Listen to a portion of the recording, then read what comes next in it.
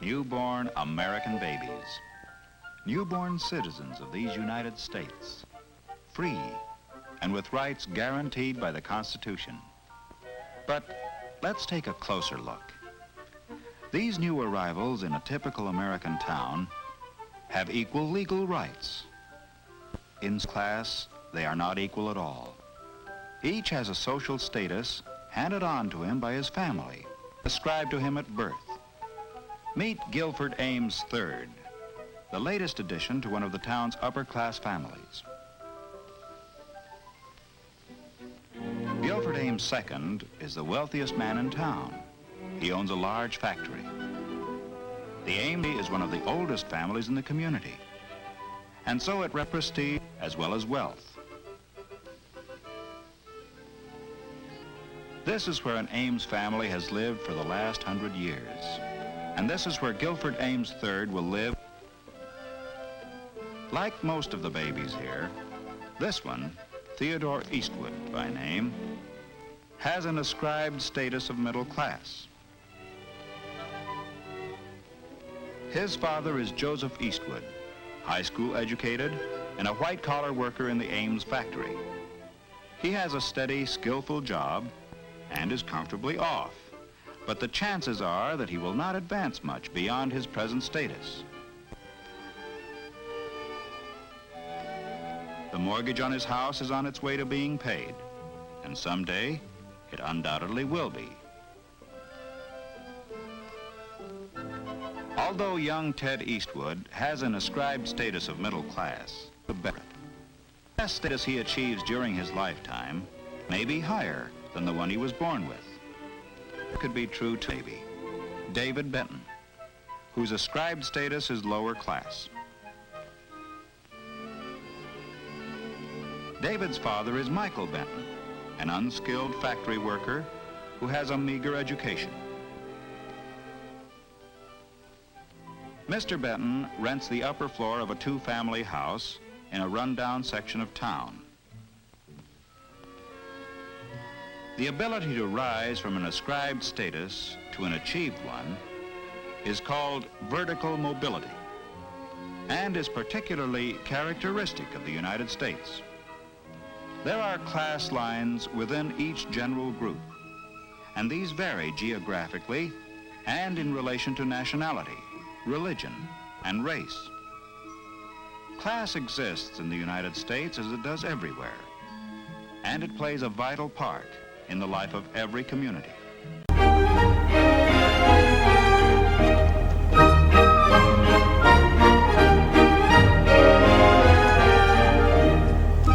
There's West Hampton, Southampton, and East Hampton. They each have strong personalities of their own. Hampton Bays. I don't consider Hampton Bays part of the Hamptons, and nobody else does. But it has the name in it, and there are but people. Still, I know what people mean. They do mean West. They're the resort towns. Hampton Bays is the place where electricians live. I don't mean to say anything about it. No, excuse me. No matter where you've risen in life, fitting into your new surroundings may not be a done deal. Even if you've struck it rich, moved to the fancy part of town, and built your dream house, you still may not be ready to swim with the big fish. Here's some vast new house that somebody has. That's absolutely nouveau. Yep, somebody has knocked down some house and decided to. They're trying. I think originally this was a very waspy community, and as things began to change, other groups started coming in, so now there is an equal number of prominent Jewish people. I'm sure there are some blacks out here. Becoming slightly diverse, but I wouldn't exactly call this a multicultural area. Right. That's fair.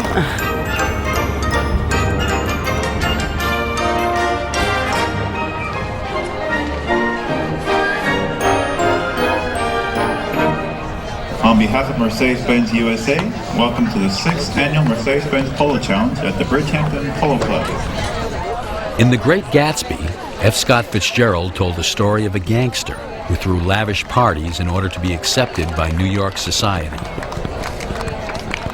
80 years later, the game of social advancement is still being fought on the green lawns of New York's summer colony, as new money stakes its claim to social position. It's a mix. Yeah, it's a mix. Fashion, age. I don't think everybody here is a Rockefeller. So far, I've seen Francesco Scavullo, the famous photographer that everybody knows, and also David Hasselhoff from Baywatch. Well, I would say that I have been able to and have access to the best of all things, quite frankly. And the people around here certainly, I think, are in the same kind of a level in a group. So it's kind of nice, in a good way. It's something you work for and you've attained. So it's a nice feeling. There's this thing on Wall Street called the wealth effect. You immediately get spoiled. You immediately adopt a sense of entitlement.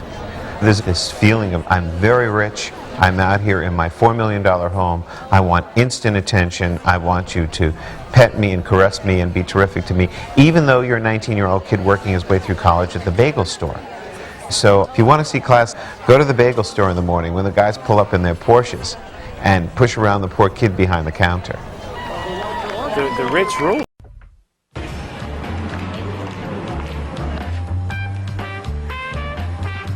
This is Black America. And this is Black America. I'm very aware and conscious of my color in society. Bertram Lee is a freshman at Haverford College in Haverford, Pennsylvania. Tuition is $38,000 a year. The school boasts 4 Nobel laureates, and students play croquet on manicured lawns. In a student body of nearly 1,200, there are 98 blacks. Even in this idyllic setting, Lee feels the tensions of race in America. Sometimes you wear fitted hats, you don't wear it straight like a baseball cap. And they're like, don't be offended, but are you a thug or a gangster or something? I'm like, what? I look like Carlton Banks. His grandfather was a prominent judge in Baltimore. His late father, a businessman, co-owned the Denver Nuggets. His mother is a top lobbyist on Capitol Hill. Lee says she instilled in him a love for his race. Black is beautiful, man. Black is beautiful. People don't say that enough. Bertram Lee is black and affluent in America. He says that means he straddles 2 worlds and 2 sets of expectations. From blacks he hears, you're rich. You're a rich boy. You don't understand anything about what we go through or what the struggle is. And from whites, you're either an affirmative action case or you're here because you're playing a sport. Dr. Carlotta Miles has known Bertram Lee all his life. She's a renowned psychiatrist in Washington, D.C. Do you think most Americans have no clue that privileged, wealthy, well-connected black people exist in decent-sized numbers? We're invisible. Why? Because we don't match the stereotype. The stereotype for black Americans is poverty, failure, victimization, and mediocrity. These are great. Dr. Miles, a mother of 3, emphasizes success in her home with a family hall of fame. The hall is covered with photographs dating back to the 1850s. That's my dad and his colleagues. These are all doctors. And that's Grandpa Henry. Basically made a fortune before the Civil War. This is my beloved grandmother. These people all had graduate degrees at the time when most people didn't have a college degree. Achievements made despite the racism that existed then and now. A new report demonstrating that the rich continue to reap the financial benefits of our economy, while middle-class workers in this country are being pressured to work for less. This study, comes, as Kitty Program-Rouse reports, on the same day as one of the largest retailers is firing tens of thousands of workers and then offering to hire them back for lower wages.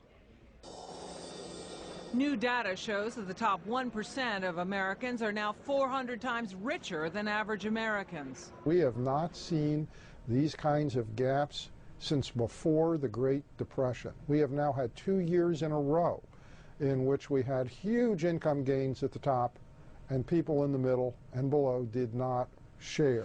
He says the rich disproportionately benefit from the Bush administration tax cuts. The American worker has been downsized, outsourced, laid off, and now companies are replacing experienced workers with cheaper ones. The second largest electronics retailer in the country, Circuit City, is firing 3,400 of its best paid workers.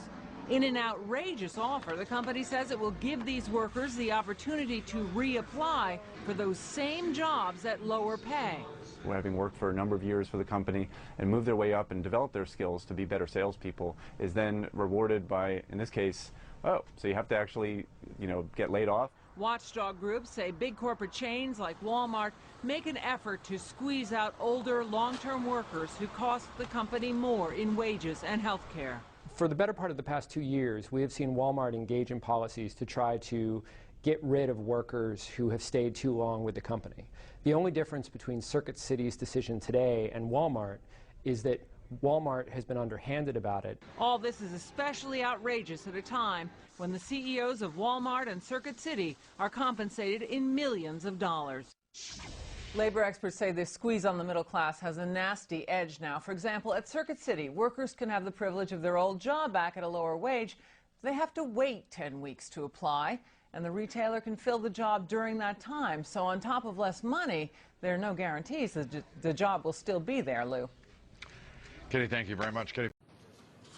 Many Americans who wind up living on the streets never thought their economic prosperity would eventually become economic ruin. Before I moved here, I had a 3-bedroom, 2-bath. I had 2 cars and a truck, a big backyard, big front yard, a dog in the front and a dog in the back. Kevin Payton describes his financial stability when he was working as an electrician in Louisiana. After being laid off, he headed west to San Diego in search for work. But Payton has been unable to land a job in this expensive city, and within months ended up on the street begging for change. They saying I'm overqualified. What that means, I do have no earthly idea. But they saying I'm overqualified, and I don't understand that. A job is a job. Payton is not alone when it comes to formerly middle-class Americans unable to find work and ending up on the street. I used to be a nurse assistant for convalescent hospital for the elderly. Out of shame, Nina doesn't want to show her face on camera. She's so embarrassed about her financial situation, she hasn't come clean to her relatives about how bad things have gotten. She now sleeps on a mattress on the street corner. It's a rough life, made even tougher as police enforce measures to push homeless people out of certain neighborhoods. While there are signs for vacant luxury condos, right next door, you can see the belongings of hundreds and thousands of homeless people who will not have a bed to sleep in tonight. There are people all over the city in cars. With more people finding high rents or mortgage payments impossible to pay, sleeping in a car or motorhome has become a widespread last resort. This new Benton baby has the ascribed status given him by his family. He may, as he grows up, reach a higher achieved status as Ted Eastwood did. Or he may, as his own father did, stay in the class to which he was born.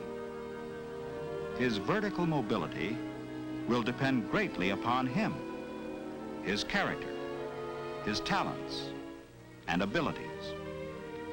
It will possibly depend, too, upon geographical mobility, because the criteria for class boundaries vary from place to place. And so it will be for all these babies, all citizens, all equal before the law, but not the same by standards of class.